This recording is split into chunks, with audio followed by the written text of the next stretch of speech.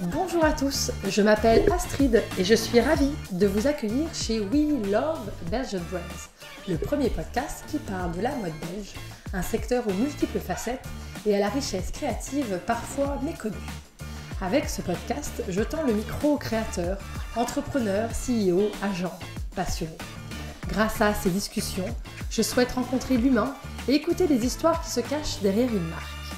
Car réussir est toujours plus complexe qu'une belle page de pub ou un post Instagram.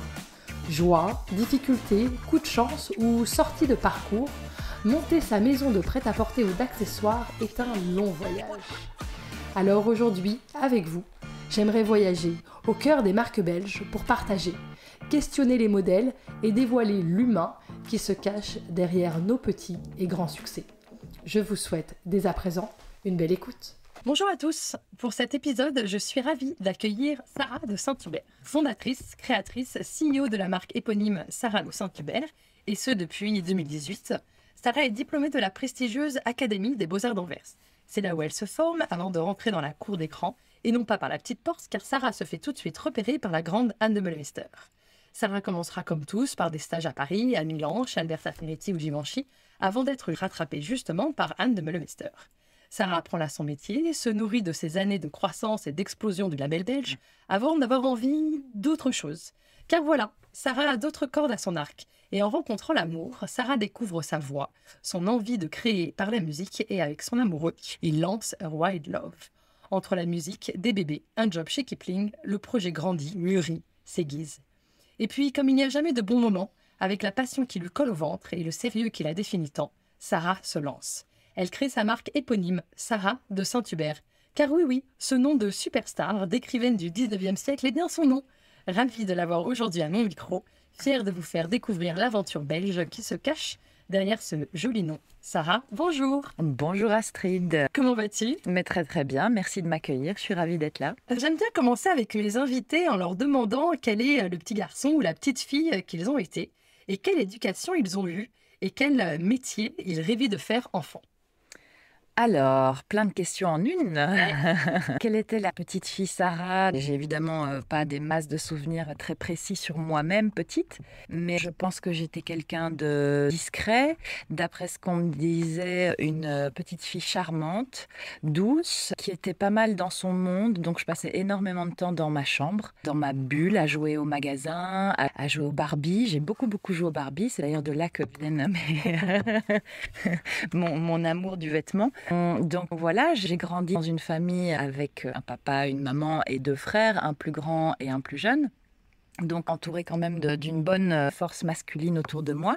Et je pense clairement, comme je le dis souvent, que ça m'a forgée et ça m'a poussée en tant que petite fille et même adolescente à faire ma place en fait. À jouer un peu des coudes pour dire qui j'étais et que voilà, j'étais une fille mais que j'en avais plein dans le bide aussi. Donc, Des différentes pour envie de leur ressembler. je pense que c'est ni l'un ni l'autre. J'ai jamais eu envie d'être différente. En revanche, je pense que je suis différente d'eux. Et donc, sentant cette différence, je pense que j'ai simplement voulu l'exprimer et la faire exister, cette différence. Ça a pris du temps, je suis encore dessus. Hein. Ouais, l'histoire d'une vie, hein. C'est ça. Est-ce que tu peux nous raconter comment tu as commencé, pourquoi tu as créé ton label Sarah de Saint-Hubert et qu'est-ce que tu voulais apporter en fait, avec cette marque? C'était quoi tes ambitions, ton projet? Alors le pourquoi, c'est assez simple. J'ai en fait travaillé pendant 15 ans suite à mes études. Et en fait, au bout de ces 15 ans, je pense que je suis arrivée justement au bout de ce que je pouvais donner à d'autres marques. J'avais plus la même motivation, plus la même énergie. J'ai toujours eu un rapport au temps qui passe assez fort. Et vers 36 ans, je me suis vraiment dit que c'était le moment peut-être de tenter de voler de mes propres ailes. J'avais accumulé, il me semblait en tout cas, suffisamment d'expérience que pour me dire que j'en étais potentiellement capable. Et donc, je me suis dit, tu ne sauras pas tant que tu n'essayes pas. Donc, c'est vraiment pour ça que j'ai décidé de me jeter à l'eau, sans garantie aucune, mais avec la conviction qu'il fallait que j'essaye.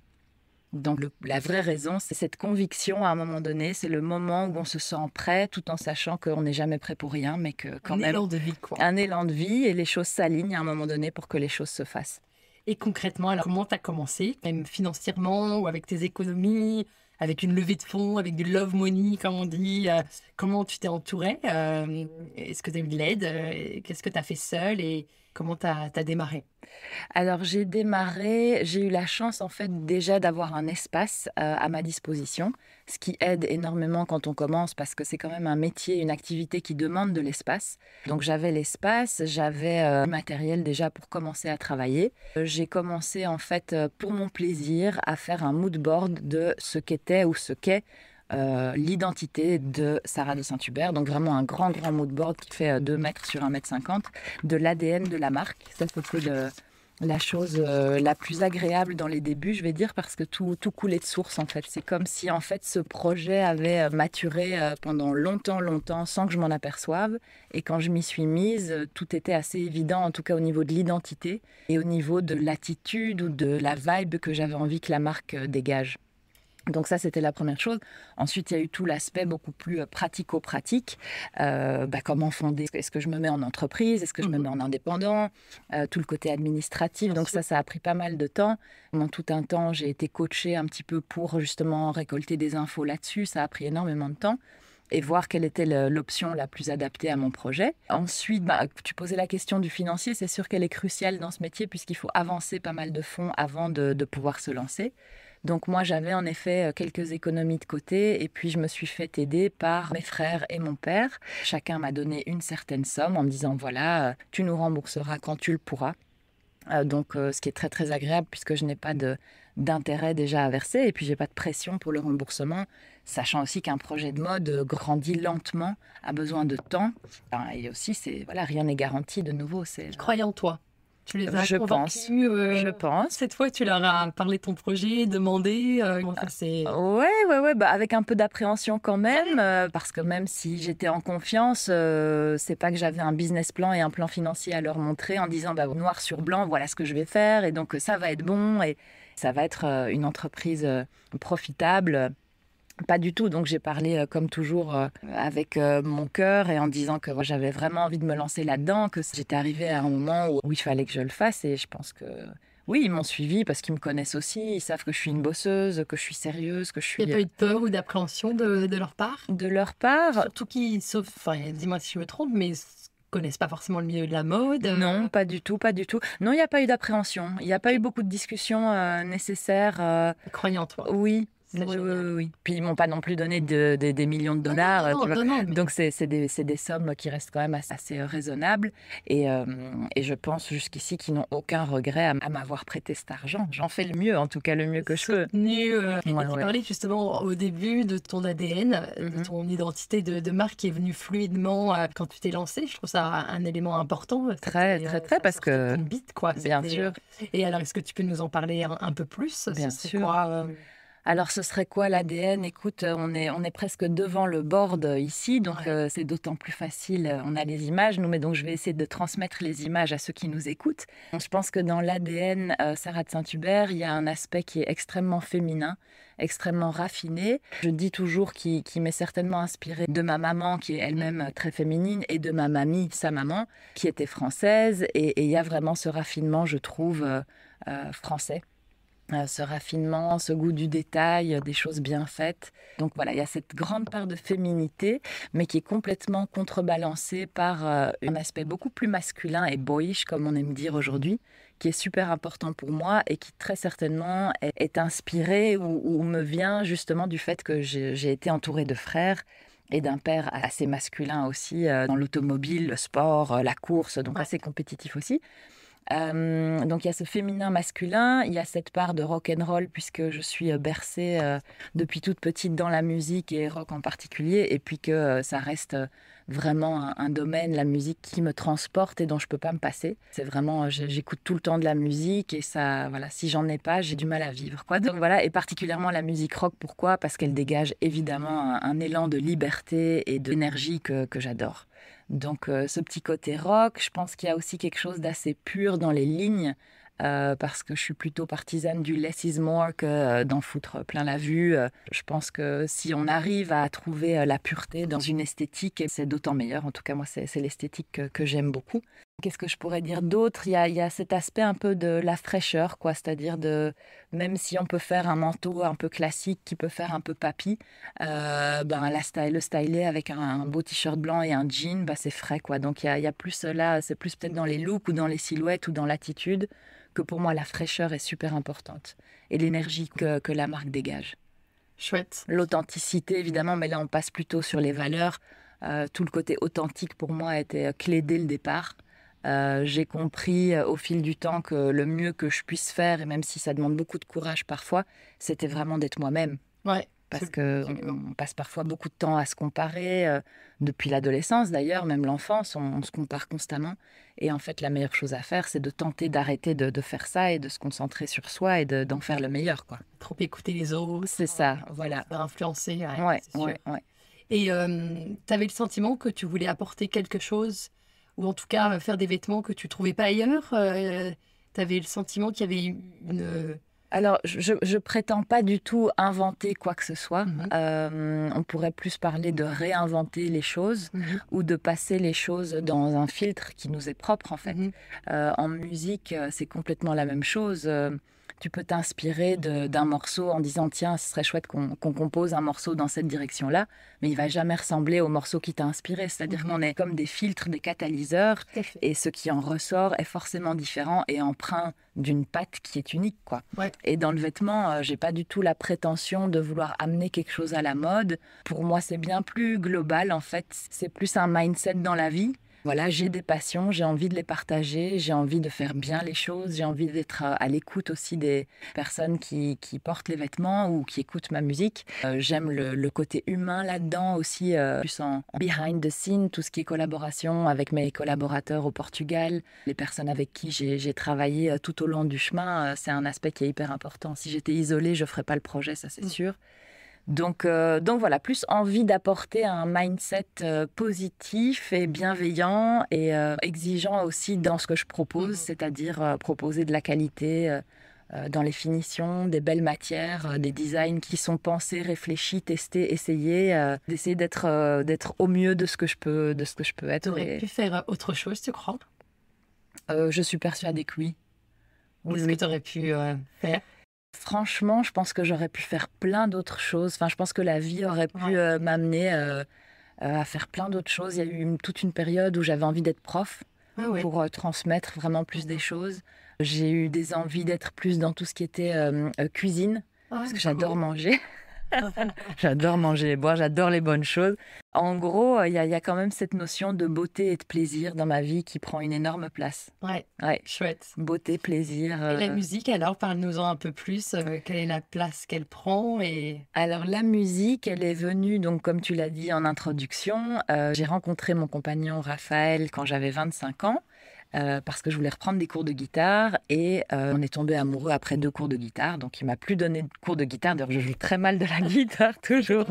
C'était mon prof. Okay. Et assez vite, il m'a tendu un micro et sans que je le sache, il m'a enregistré en train d'improviser sur quelque chose qui jouait à la guitare. T'avais jamais chanté avant? Non, enfin chanter, oui, comme je te l'ai dit, j'ai toujours, dans ma douche, dans mon salon, partout, mais sans du tout penser un jour composer des chansons ou passer à l'étape d'après. Donc on a écouté ce qui était sorti un peu en impro et on a trouvé ça chouette et donc on a monté un projet. On a eu ce projet pendant bien 10 ans, on s'est appelé The Good Darlings et donc on a un petit peu fait des petits concerts à gauche à droite, surtout en mode intimiste mais sans grande ambition. Et là, depuis que j'ai lancé mon projet mode, je lui ai proposé en fait qu'on compose pour mes collections. Et donc, on a composé jusqu'ici 3 morceaux qui en fait matchent vraiment mon état d'esprit au moment de la collection et qui sont un fond sonore aussi à la vidéo de la collection. Chouette. Donc, on aimerait passer beaucoup plus de temps à la musique. Malheureusement, c'est très peu rémunérateur. Et puis là, avec le corona, ça a été très compliqué. Mais on continue de composer et les choses avancent petit à petit de façon très naturelle, organique. On ne pousse pas. On est par contre les mains ouvertes. On fait des rencontres qui ouvrent des petites portes. On ouvre les petites portes et puis là, on est en ouverture de porte. Donc, on verra bien là où ça mène. Mais je tiens beaucoup à cet aspect-là parce que pour moi, il rend le projet unique aussi. Ouais. Et je trouve ça chouette d'être en fait comme curatrice quelque part dans plusieurs disciplines et que toutes ces disciplines se rejoignent, quoi. Ouais. Ce qu'il faut savoir aussi, et c'est pas, voilà, on n'a pas monté ce projet de toute pièce, c'est vraiment, on a simplement vu à un moment donné ce qu'il y avait en nous et autour de nous, et on en a fait quelque chose. Mais mon compagnon Raphaël, lui, il est luthier, donc il fabrique ses propres instruments de musique. Donc c'est quand même assez extra. Et quand on fait des lives, on est habillé avec mes fringues, donc c'est plutôt chouette, quoi. Ouais. Ça donne un univers assez complet, homogène, cohérent, je pense. On se pose pas trop de questions là-dessus. Chouette. Et où en es-tu aujourd'hui avec ton label et quels sont les milestones, les moments clés de ta marque?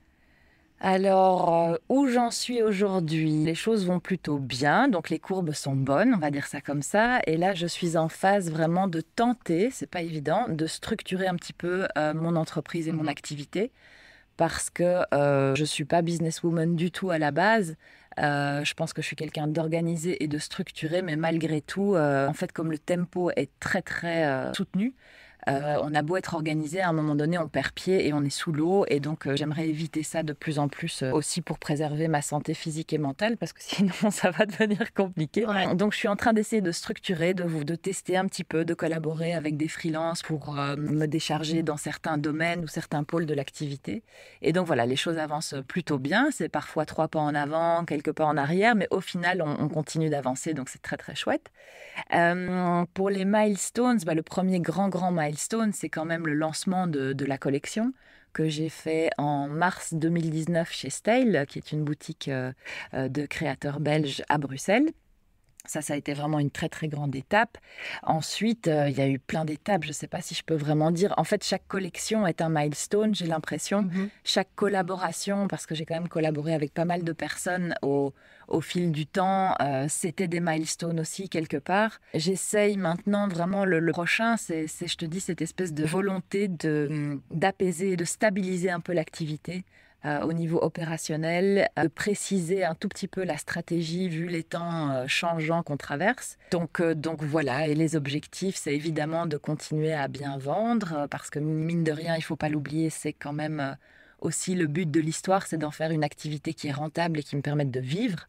Mon but n'est pas du tout de gagner plein d'argent, mais j'aimerais pouvoir vivre de mon activité et idéalement à terme aussi de pouvoir engager des personnes pour créer une équipe dont je rêve déjà. Et voilà, je pense qu'il y a des valeurs aussi dans la marque qui pourront être complètement en phase avec ma philosophie de CEO pour gérer une équipe et pour faire que l'atmosphère soit chouette et pour qu'on fasse avancer les choses dans la sérénité, la joie, la bonne humeur, l'énergie et la passion. C'est cool.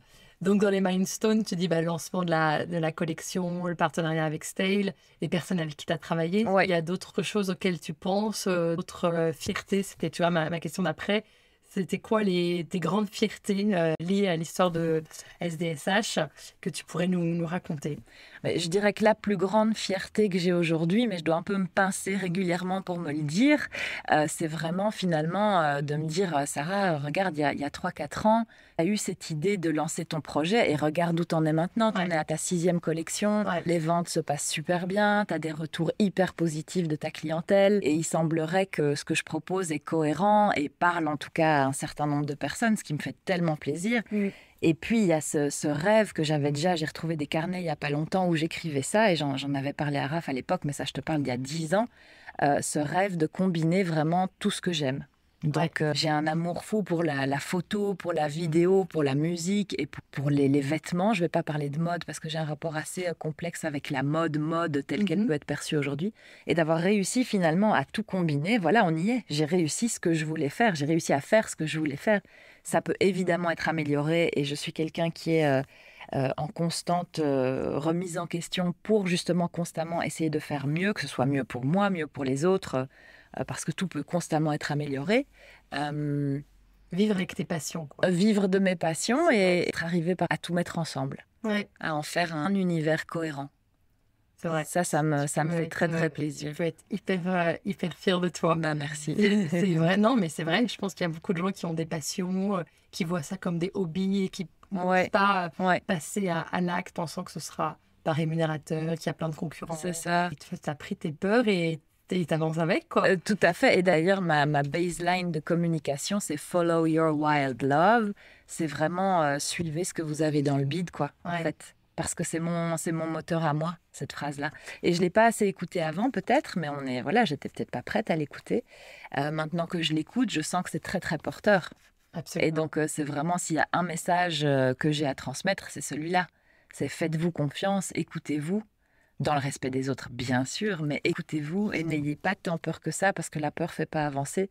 C'est un peu bateau ce que je dis, mais c'est tellement vrai. Oui, il y a une phrase que j'aime bien, c'est on a le droit d'avoir peur, mais Mhm. on a aussi le droit de se faire confiance. C'est ça, c'est exactement ça. Et c'est OK d'avoir peur, et Mhm. je pense qu'on en a tous, forcément, Ouais. et qu'elles ne sont pas achetées à la poubelle. Non, non, Et, elles sont là, on elles peut les sont là. voir. Ouais. Mais on peut aussi se faire confiance. Ouais. Et je trouve que parfois on se dit on a confiance, on y va tête baissée, ou on a peur et on reste sur sa Ouais, couette. ouais, ouais. En fait, non, les deux peuvent Coexister. C'est ça. Ils Et, coexistent d'ailleurs, jour elles après jour. exactement. Oui, dans la Et c'est vie. ça Ouais. qui fait avancer. Ouais. Et tu le disais un peu entre les lignes, et je trouvais ça intéressant de revenir là-dessus. C'est quoi justement ton rapport à la mode, et c'est quoi l'idée que tu aurais de ce grand mot Alors la mode, en fait, moi je suis pas du tout une fille qui fait du shopping. Je suis pas quelqu'un qui s'intéresse beaucoup à la mode, en Mhm. fait. C'est pas tant ça qui m'intéresse. Moi, ce qui m'a poussée à faire le stylisme, à étudier le stylisme à l'époque, c'était bien plus, c'était bien plus philosophique. Ça touche quasi à l'émotionnel. Pour moi, un vêtement porte la trace de quelqu'un. Et ma grand-mère, Madeleine, m'a donné, quand j'étais plus jeune, un tas de vieux vêtements, des vêtements qui étaient encore cousus et brodés à la main à l'époque. Et je touchais ces vêtements et j'en avais la chair de poule en me disant, mais c'est dingue, déjà les personnes qui ont fabriqué ces vêtements, mais qui a porté ces vêtements? Alors ça allait de tout petits chemisiers pour des bébés de 2 mois à des espèces de chemisiers en dentelle. Enfin, ça éveillait chez moi des émotions, mais alors à 300 à l'heure, quoi. génial. Et donc, moi, le vêtement, c'est ça qui me porte. Et après, il y a le côté plus esthétique qu'il y a dans un vêtement. Donc, une ligne d'épaule, les finitions, que ce soit les coutures, les boutons que tu vas utiliser.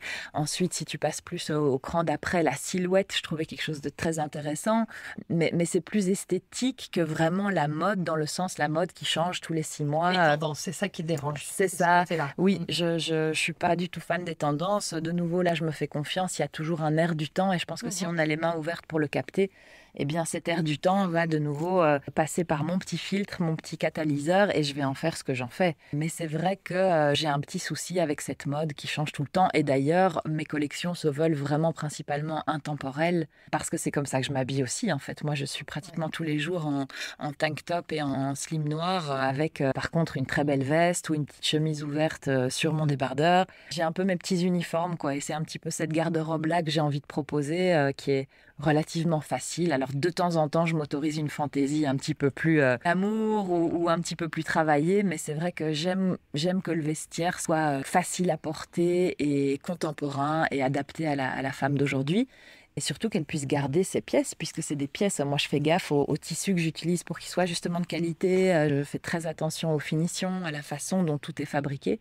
Le but est vraiment de proposer un produit qui ne se jette pas à la poubelle et qui est rempli d'amour, que ce soit du stade de la création où je vais dessiner la pièce, à la fabrication, à comment je vais l'emballer. Tout est soigné, quoi. Ouais. Ouais. Moi, ce que j'aime bien dans la mode, c'est que je trouve que c'est un excellent vecteur de modernité. Oui, tout à fait. Et je trouve que le vêtement et certainement ce que tu proposes ont vraiment quelque chose de moderne Mhm. et avec quelque chose qui passe le temps. Ouais. Et c'est génial que tu disais cette envie de passer de l'émotion, de transmettre de Mhm. l'émotion à travers le vêtement.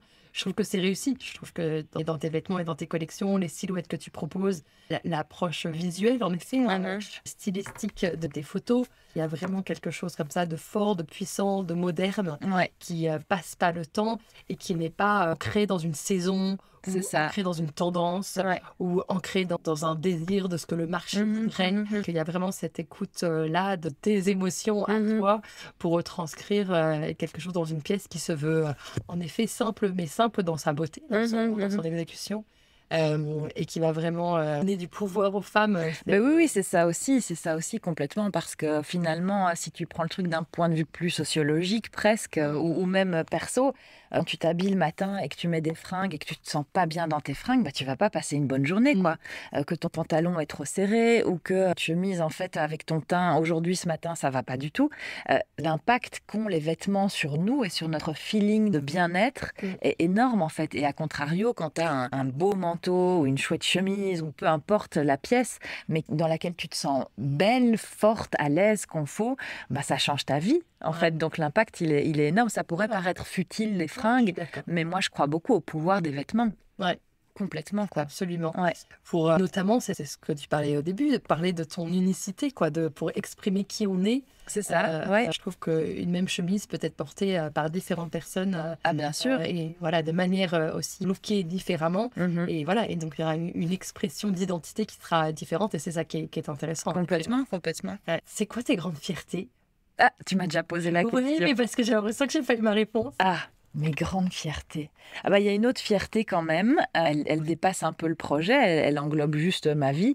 C'est quand même la gestion de la vie familiale avec un projet comme ça. Bien sûr. Et il faut en parler aussi parce que c'est vrai que c'est pas rien, quoi. Ouais. Donc ça, c'est vrai que je suis fière de gérer ma boîte pas trop mal et d'avoir aussi 2 enfants qui grandissent bien et qu'elles je m'occupe. Je suis pas une mère absente, pas complètement absente du tout. Et puis j'essaye aussi de leur transmettre pas ma passion à moi, mais l'idée que c'est quand même une chance immense d'avoir une passion et que c'est chouette d'en faire quelque chose. Et bien là, je suis hyper contente de ma Ah voilà, ok, Voilà. parfait. Non, mais c'est vrai, et je trouve que c'est une jolie fierté. Parce qu'on pourrait croire que la réussite, c'est un certain nombre de followers, un certain chiffre d'affaires. Mais j'aime bien, et ça te va bien, cette idée que cette fierté, c'est l'équilibre, en fait, d'essayer. Hein, C'est ça, ouais. De tendre vers. Ouais. Oui, tout à fait.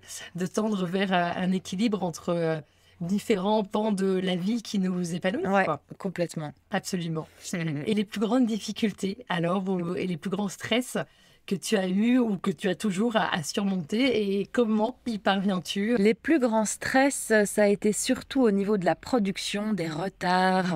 En fait, le plus grand stress dans ce métier, c'est le calendrier. Et d'ailleurs, c'est pour ça que je ne fais plus partie de ce calendrier. C'est très simple. J'ai décidé, après la première crise du corona, de sortir de ce calendrier parce que c'était intenable, tout simplement. J'étais vraiment à bout de souffle et puis j'ai eu enfin le temps, vu que tout s'est un petit peu ralenti et arrêté, j'ai enfin eu le temps de me poser et de faire un point sur le chemin qui avait été parcouru en 1 an et demi. Et je me suis dit, mais en fait, très bien, le chemin, c'est déjà super, je vais pas tenir comme ça. Et en fait, je ne veux pas continuer comme ça. J'avais vraiment d'un coup une lumière qui était posée sur le fait que tous les stress que j'avais étaient liés forcément au fait qu'il fallait être prête avec chaque collection à tel moment, puisque c'était les showrooms à tel moment, que les gens, les boutiques voulaient être livrées à tel moment et pas après. Et donc finalement, la gestion de tout ça, et que je voyais que de l'autre côté, mes fabricants, ils faisaient de leur mieux, mais ça suivait pas forcément toujours. J'ai trouvé ça d'un coup très inhumain. Et c'est vrai que j'ai pris le risque, en fait, de dire, voilà, je ne suis plus ce calendrier, je vais tenter de faire les choses plus à ma façon et de gagner en autonomie pour me respecter moi plus et pour respecter aussi les gens avec qui je travaille. Donc ça, vraiment, c'est, je pense, ce qui m'a causé le plus de soucis. Ce qui peut être encore compliqué aujourd'hui, c'est malgré tout la solitude, un tout petit peu, puisque il n'y a rien à faire, je suis seule, je suis super bien entourée, je peux en parler à qui je veux, mais quand même, toutes les décisions vont me revenir et les prises de tête vont me revenir et les petites insomnies de temps en temps la nuit, c'est pour moi. Et donc, il y a parfois voilà, un petit peu de lourdeur au niveau des épaules, mais je trouve qu'avec le temps, j'ai vraiment bien réussi à me dégager des choses, des stress inutiles, des soucis pour lesquels je ne peux rien faire. Par exemple, une production qui est d'un coup en retard, où tout allait bien, et puis d'un coup, il y a 3 semaines de retard, eh bien, je ne peux rien faire. Si mes producteurs me disent, voilà, on a eu tel souci, voilà, je peux que essayer de trouver des solutions, mais s'il n'y en a pas, il n'y en a pas, et ce sera comme ça, et le monde continue de tourner, quoi. Donc, j'ai pris, au fil des mois et des années, pas mal de distance. J'ai réussi à beaucoup plus relativiser les choses. Si tout le monde n'est pas satisfait, c'est pas anormal. Et en fait, je ne peux pas satisfaire tout le monde, je ne peux pas plaire à tout le monde. C'est comme ça, je fais de mon mieux et je ne peux pas faire plus, en fait. Il y a ce côté à la liberté. Voilà, liberté, complètement. Je pense que c'est intéressant. C'est intéressant, ouais. C'est quoi pour toi la mode belge? La mode belge. Alors, je parlerai pas forcément de mode belge Ouais. parce que, D'école. oui, d'école belge ou de belge tout court, de créativité belge. Je trouve que ce qui émane de notre pays, justement, c'est cette notion de liberté. Ça revient souvent d'ailleurs, mais je le pense vraiment. Je crois que le peuple belge fait preuve d'une certaine humilité et d'autodérision. Et je pense que ce sont deux aspects qui sont extrêmement porteurs parce qu'ils permettent de se lancer dans des projets sans se prendre trop la tête, sans avoir la grosse tête. Et je pense qu'on est une terre riche en créativité. On peut parler de la mode anversoise ou de la mode plus côté flamand, mais je trouve qu'encore la mode à Bruxelles, c'est presque une mode régionale dont on pourrait parler. J'ai pas forcément envie de voir les choses comme ça. Mais par contre, un état d'esprit belge, oui, auquel je me sens complètement appartenir. Autant je sens mes influences françaises, puisque je suis un petit peu française aussi, d'un point de vue plus stylistique, vraiment esthétique. Mais dans l'état d'esprit, je suis 100% belge. Avec notamment ta formation à Anvers, Anvers, oui. j'estime que ça a un impact sur ton... Ah oui, ça c'est sûr et certain. Anvers m'a appris énormément de choses, m'a appris l'introspection et ce dont je parlais tout à l'heure, à savoir que la meilleure chose à faire pour sortir quelque chose d'intéressant ou d'unique, c'était d'aller creuser en soi. Donc ça c'est une chose. Et puis la rigueur. J'ai appris la rigueur, la discipline. Ça ne fait pas quelqu'un de moi uniquement dans la discipline. Au contraire, j'ai un énorme besoin du coup de lâcher prise aussi. Mais la rigueur dans ce qu'on fait, de faire bien les choses, de les aboutir, d'aller jusqu'au bout, de recommencer, de recommencer, de recommencer, sans baisser les bras, en ayant confiance en la vie aussi. Ça, c'est aussi une de mes grandes petites phrases auxquelles je pense tous les jours, d'avoir foi en la vie en fait. Et si les choses doivent se faire, elles se font. Et si elles ne se font pas, c'est certainement qu'il y a des raisons. Et j'invite pas du tout à la passivité en disant ça. Au contraire, j'ai bien appris aussi, surtout en faisant ce projet, que quand tu commences un projet seul, en fait, il n'y a rien. Il y a ton expérience qui est en toi, il y a tout ce que tu as appris, peut-être ce que tu as à dire, mais en fait, il n'y a personne qui va faire les choses à ta place. Donc là où moi, je me souviens petite, j'avais du mal, ou jeune adolescente, à prendre mon téléphone pour prendre des renseignements X ou Y, j'ai appris, en fait, j'ai une question, je fais tout de suite la recherche, j'appelle tout de suite, je rappelle, je re-rappelle, je re-rappelle si on ne me rappelle pas, et je suis beaucoup plus proactive. J'ai découvert en fait aussi avec ce projet que je me sentais beaucoup mieux dans l'action. Petite, en fait, tu me posais la question, j'étais quelqu'un de très contemplatif. Je pouvais passer des heures sur mon lit, allongée avec mon chat, à ne rien faire, à buller en fait. J'adorais buller. Et maintenant, bon, évidemment, j'ai une vie très très active et bien remplie, mais je me sens bien dans cette action et dans ce dynamisme. Et comment tu as réussi? T'es parvenue à passer de la Oui, contemplation, ouais. je pense parce que je suis profondément animée par des choses et je pense que ce qui a fait que ce passage a pu se faire, c'est la confiance en moi. C'est-à-dire que quand tu bulles et tu peux avoir 1000 idées qui te traversent, si tu n'as pas confiance, tu n'agis pas. Tu te dis « Oh, ce serait bien si je faisais ça, tiens ». Tandis que quand tu as confiance, ou en tout cas quand tu as cette petite dose de confiance qu'il faut pour commencer, tu te lèves de ton lit et tu fais les choses. Je vais faire ça, voilà. Et les choses, en fait, se font. Ouais. Et donc, tu découvres que tu as des super pouvoirs, finalement. Ouais, c'est chouette. Ouais. C'est évident que c'est par l'action qu'on a des résultats. Ah, c'est sûr. Il n'y a pas de doute. Et est-ce qu'à 20 ans, tu étais encore cette jeune fille contemplative? Non. J'ai été assez vite coupée dans ma contemplation. J'ai commencé mes études à Anvers, j'avais 17 ans. Ah oui. Oui, puisque je suis de fin novembre et donc j'étais vraiment jeune. Et j'ai fait ces 4 ans d'études de mes 17 à 21 ans. Et puis à 21 ans, je partais à Paris pour faire mon premier stage chez Givenchy. À 22 ans, j'étais chez Anne de Meulemeester. Donc non, tout c'était très vite plus du tout dans la contemplation. Et j'ai parfois du plaisir à le faire aujourd'hui, mais j'ai plus beaucoup l'occasion, quoi. Ouais. Les choses se renversent un peu. C'est-à-dire que maintenant, quand j'ai la chance d'avoir un peu de temps, je suis toute perdue. Ouais. Je ne sais plus quoi faire de moi. Désœuvrement. Désœuvrée complètement. Qu'est-ce que tu dirais à la Sarah qui avait 17 ans? Et confiance. Et confiance. Non, vraiment, et confiance. C'est ça qui me manquait à ce moment-là et ça m'a causé beaucoup de peine et de chagrin et de tourments. Alors, ça m'arrive encore aujourd'hui. Je suis quelqu'un qui pleure pas mal. Je pleure moins cette année-ci que l'année d'avant ou que les autres années. C'est vrai que les larmes me viennent moins vite et je suis du genre à les accueillir quand elles viennent. Mais donc, je pense qu'il y a quand même quelque chose qui s'est posé en moi. Chouette. Qui s'est un petit peu calmé, qui s'est apaisé. Une émotivité. Oui, à fleur de peau, moi. Mais je pense que c'est ça qui fait que j'ai des choses à faire et à dire dans le domaine un peu créatif, que ce soit en musique, oui, ou dans les vêtements, oui. Et qu'est-ce que tu conseillerais à quelqu'un qui souhaite monter sa marque aujourd'hui? Qu'est-ce que je conseillerais? Eh bien, pour le coup, quand même, de bien prendre le temps de préparer tout Mmh. ça avant de lancer quoi que ce Mmh. soit. Ça dépend évidemment. C'est une question difficile parce que tout Mmh. projet est différent. Et aujourd'hui, tu peux faire les choses de 1000 façons différentes, bien plus qu'avant.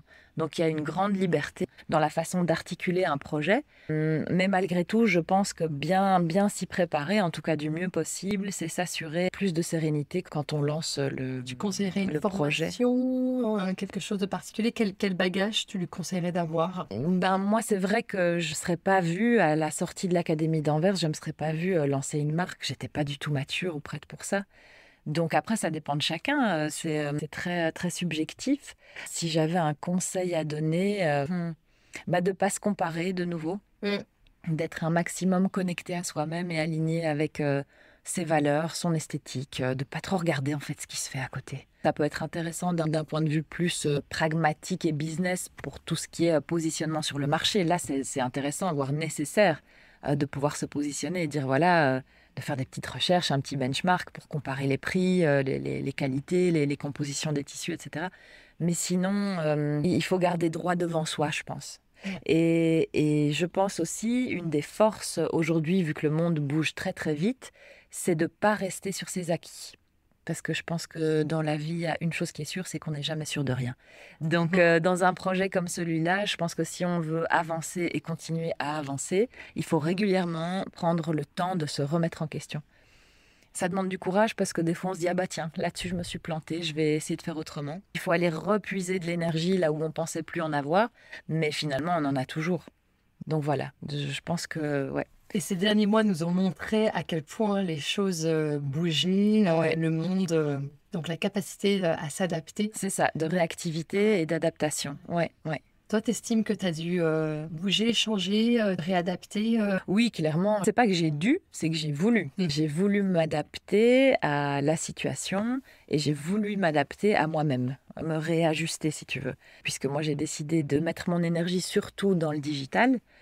Au vu de la situation, c'est vrai que c'était un peu une évidence et beaucoup de marques l'ont fait. Donc voilà, après je ne veux pas fermer les portes à tout le reste, mais c'est vrai que quand c'est une si petite structure, on est obligé de se dire ok, je mets où mon énergie, c'est quoi ma priorité et comment j'ai envie d'atteindre en gros mes objectifs ou mes buts.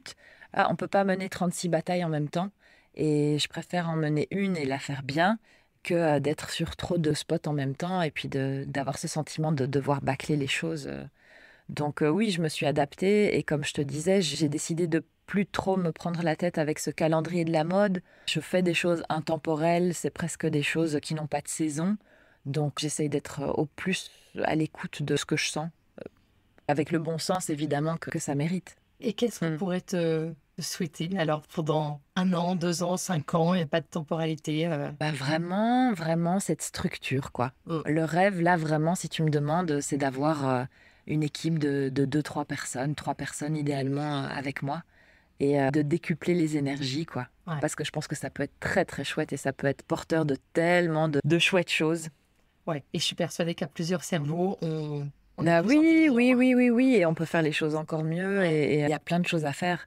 Ça fait partie un peu des toutes petites frustrations. C'est en fait, quand tu es sur un projet comme ça, il y a tellement de choses à faire et tu vois tout ce qu'il y a à faire pour que les choses soient au top, on va dire, mais tu ne peux pas tout faire. Donc il faut un peu choisir et c'est là où, oui, mon rêve, ce serait d'avoir des gens qui puissent donner leurs compétences, leur énergie pour aider à ce que les choses se fassent, quoi. Chouette. Ouais, ouais. Ma dernière question, c'était: qui souhaiteriez-tu écouter dans ce podcast? Ah, c'est une excellente question. Eh bien, ça me botterait bien de t'écouter, toi. Bon, alors, à moi, OK. Bah, écoute, un jour, pourquoi pas? Je pourrais t'interviewer si tu veux. Non, parce que je pense que tu as Converser. un regard, je pense aussi bien à toi sur la mode. Bon, on se connaît un petit peu. Ouais. Je pense qu'il serait très, très intéressant de le partager parce que tu sembles au top pour poser les questions, mais je pense que tu serais aussi très, très chouette à écouter de l'autre côté du micro. Ah bah, écoute, je vais pas À réfléchir, là, tu vois. pas imaginer ça comme réponse, mais je le garde en tête. Comme tu sais, je suis une fan de podcasts et donc tu as des podcasteuses qui se font interviewer Ah pour bah, leur tu vois. 100e épisode. Ah bah, génial, on y pensera. Donc pour le 100e Je serai là, je épisode. serai au rendez-vous. Et en effet, souvent c'est une copine qui se prend au jeu ou Et donc, avec plaisir d'inverser les Génial, micros. on fera ça, Astrid. Mais super, bah écoute, moi j'ai adoré ce moment. Je trouvais que c'était super intéressant de partager ton histoire, ton parcours. Et puis j'espère que ça en intéressera plein d'autres. Bah oui, c'est sûr. Et puis, je suis aussi, moi, toujours dans cette idée qu'il faut pas garder les choses pour soi. Ouais. Je veux dire, on va tous mourir un jour. Je suis la première à être ouverte à partager toute mon expérience, à aider là où je peux aider. Et ça, je pense que c'est peut-être aussi quelque chose d'important dans un projet comme ça, c'est cette notion de transmettre quelque chose, de partager les choses. Ouais. De pas juste se faire plaisir en disant, bah ouais, je vais monter ma marque parce que c'est trop cool, ça va être trop cool. Bah, c'est pas que ça, en fait. Il y a une dimension bien plus grande et bien plus belle, en fait. Je suis d'accord. Ouais. Je suis convaincue de ce que tu dis. Et moi, je sais que c'est vraiment ce qui m'anime. Ouais. C'est cette Ouais, idée c'est de vrai. partage et transmission. Mhm. Je trouve qu'elle est intéressante. Et derrière la mode, comme dans tout secteur, c'est l'humain qui fait Bien sûr. le sel, le goût du plat, quoi. Exactement. Donc ouais, c'est sûr que ça, c'est intéressant. Bon, bah écoute, merci à toi. Un grand merci, Astrid. À très vite. À très vite. Ciao, ciao. Merci beaucoup d'avoir écouté cet épisode jusqu'au bout. J'espère qu'il vous a plu. Et si c'est le cas, je vous invite à le partager et à le noter de 5 étoiles, car ça m'aidera beaucoup à le faire gagner en visibilité. Si vous avez des personnes à me proposer, des projets à mettre en lumière, des questions à poser, n'hésitez pas à me retrouver sur ma page Instagram @love_Belgian_brands. Et je vous dis à dans 15 jours pour un prochain épisode.